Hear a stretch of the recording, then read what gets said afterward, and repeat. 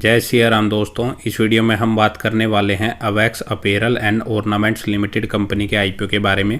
तो यह आईपीओ हमारा 7 जनवरी से खुलने जा रहा है और कंपनी सिर्फ 2 करोड़ रुपए का आईपीओ लेके आई है। तो आप सोच सकते हैं कितना छोटा ये आईपीओ होने वाला है। कंपनी क्या बिजनेस करती है, उसके फाइनेंशियल्स क्या है, कंपनी ने आईपीओ का क्या प्राइस बैंड रखा है, इसका लेटेस्ट ग्रे मार्केट प्रीमियम क्या चल रहा है, कंपनी मार्केट से पैसा जो रेज कर रही है उसका ऑब्जेक्ट क्या है, हमें इस आईपीओ में अप्लाई करना चाहिए या नहीं करना चाहिए, अगर करें तो लॉन्ग टर्म के लिए या शॉर्ट टर्म के लिए, ये सारी ही बातें मैं इस वीडियो में कवर करूंगा। तो लास्ट तक वीडियो को जरूर देखिएगा। यह हमारा 7 जनवरी से 9 जनवरी के बीच में खुलेगा। 70 रुपये पर शेयर इसका प्राइस बैंड रखा गया है।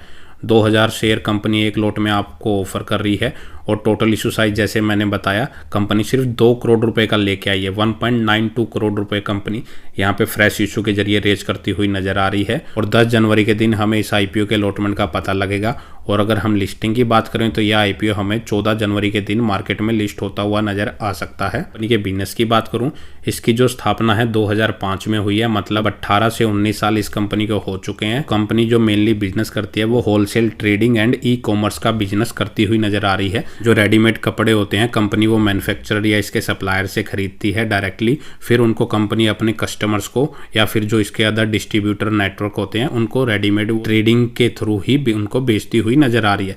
मतलब कंपनी उसमें अपनी कोई प्रोसेस नहीं करती है, तरफ से कंपनी अपने कपड़े परचेज करती है, दूसरी तरफ वो उनको बेचती है। बीच में कंपनी जो मार्जिन्स बचता है उससे कंपनी का रिवेन्यू जनरेट होता है। साथ ही कंपनी ई कॉमर्स का बिजनेस करती हुई भी नजर आ रही है। जो ऑनलाइन कंपनी मेनली जो सिल्वर की ज्वेलरी होती है उनकी ट्रेडिंग का काम भी ये कंपनी करती हुई नजर आ रही है। कंपनी जो लेडीज आइटम्स होते हैं ज्यादातर, जैसे रिंग, पायल, कड़ा, plate sets, glass, bangles, chains and other jewellery जो सिल्वर से रिलेटेड होती है, वो एक कंपनी उनकी ट्रेडिंग का ऑनलाइन काम करती हुई नजर आ रही है। अगर हम इसके फाइनेंशियल्स की बात करें, 2022 में कंपनी का 28 लाख का रिवेन्यू था सिर्फ, जो बढ़ के 2024 में 22 करोड़ तक पहुंच चुका है। तो कंपनी का रिवेन्यू पिछले 3 सालों में काफ़ी तेज़ी से ग्रो हो चुका है और फाइनेंशियल ईयर 25 के सेकेंड क्वार्टर तक कंपनी ने 15 करोड़ का रिवेन्यू ऑलरेडी कर लिया है।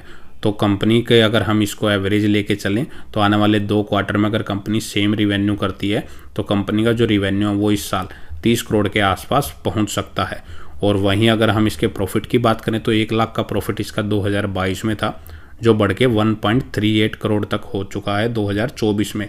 और फाइनेंशियल ईयर 25 के सेकंड क्वार्टर तक कंपनी ने लगभग 90 लाख का प्रॉफिट ऑलरेडी कर लिया है। इसको भी अगर हम आने वाले 2 क्वार्टर में सेम मान के चलें, हालांकि वह डाटा ऊपर नीचे हो सकता है, वो डिपेंड करेगा कंपनी के रिजल्ट्स के ऊपर, लेकिन फिर भी अगर हम एवरेज पकड़े तो 1.8 करोड़ का प्रॉफिट कंपनी इस साल करती हुई नजर आ सकती है। कंपनी के जो एसेट्स हैं वो लगातार बढ़ते हुए नजर आ रहे हैं और कंपनी के ऊपर अगर आप कर्जा देखेंगे धीरे धीरे करके बढ़ता हुआ ही नजर आ रहा है। हालांकि कंपनी के ऊपर 72 लाख का कर्जा देखने को मिल रहा है। जैसा कि मैंने बताया कंपनी सिर्फ 2 करोड़ का इशू साइज लेके आई है, तो आप देख सकते हैं कितनी छोटी ये कंपनी होने वाली है और कंपनी की मार्केट कैप सिर्फ 7.27 करोड़ की है। तो 10 करोड़ से भी नीचे की इसकी मार्केट कैप नजर आ रही है।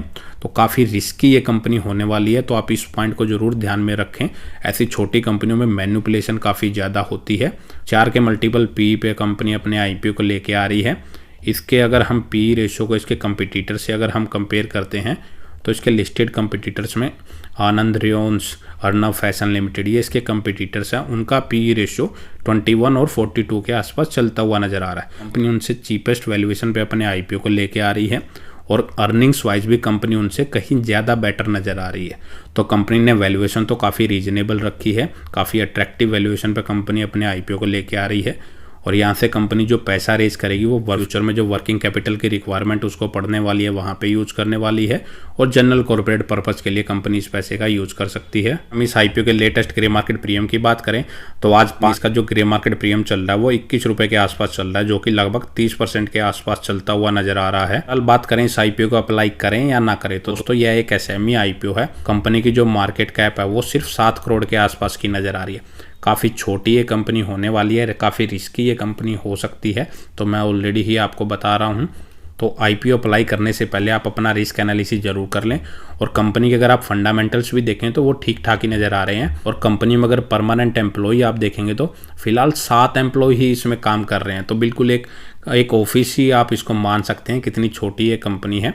तो इस रिस्क को जरूर ध्यान में रखने के बाद अपना कोई डिसीजन ले। लॉन्ग टर्म के लिए तो आप इन्वेस्ट ना ही करें तो बेटर रहेगा। मैं तो फिलहाल शॉर्ट टर्म के लिए भी इस आईपीओ को अप्लाई नहीं करने वाला, क्योंकि मैक्सिमम जो चांसेस हैं ये आईपीओ ओवर सब्सक्राइब तो होगा ही, लेकिन इसमें जब सेलिंग के टाइम हमें काफ़ी इश्यूज आ सकते हैं, क्योंकि काफ़ी छोटा है ये आईपीओ साइज़ है, सिर्फ 2 करोड़ का ही कंपनी इशू साइज लेके आई है, तो सेलिंग के टाइम हमें इसमें काफ़ी इशू आ सकते हैं। तो उस नज़रिए को ध्यान में रखते हुए मैं तो इस आईपीओ को लॉन्ग टर्म और शॉर्ट टर्म दोनों ही ना लिस्टिंग गेन के लिए मैं अप्लाई नहीं कर रहा। आप अपना रिस्क एनालिसिस करके इसमें अपना डिसीजन ले सकते हैं कि इसको अप्लाई करेंगे या अवॉइड करेंगे। तो दोस्तों इस वीडियो में इतना ही। अगर आपको वीडियो अच्छी लगी तो वीडियो को लाइक करें और चैनल को सब्सक्राइब करना ना भूलें।